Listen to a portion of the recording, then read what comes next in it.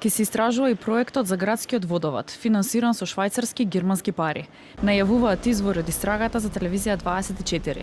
Истите извори велат дека ќе се бараат документите од јавното претпријатие Комуналец и од општина Гостивар за овој проект. ТВ24 претходно веќе објави дека ОЈО Гостивар бара обемна документација и финансиски извештај и од општината и од јавното претпријатие, но и документи, извештај и комуникација од ЦЈЗ и ИЈЗ и Министерството за здравство. Се бараат и финансиски вештачења, но и вештачења на спорните пумпи.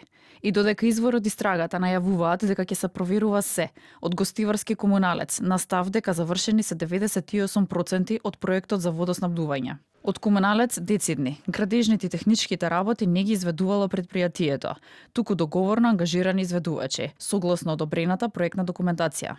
За целосно оперативно поврзување на системот останува да се изведат работи на околу 600 метри од трасата, на дел за кој е неопходна согласност од јавното претпријатие за државни патишта. Иако барањето за согласност е поднесено пред околу 2 години, таа се уште не е издадена.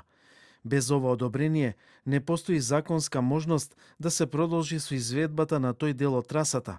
Овој факт е суштински за разбирање зашто системот се уште не е целосно ставен во функција. Од Државниот завод за ревизија за телевизија 24 вела дека со годишната програма за 2026 е предвидена ревизија на општина Гостивар, која е во тек, како и ревизија на јавно претпријатие Комуналец.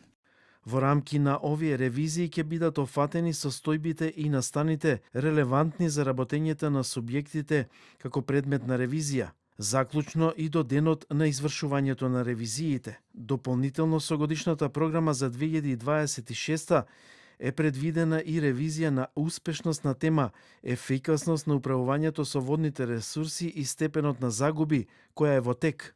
Извори од истрагата за телевизија 24 брефираат дека паралелно со оваа истрага се води уште една за вработениот во Гостиварски водовод, кој загинал во канал 10 дена пред да бидат пуштени во употреба спорните пумпи. Артана Асани, Леон Нуредини, Вадедин Дервиши веќе го издржуваат 30-дневниот притвор.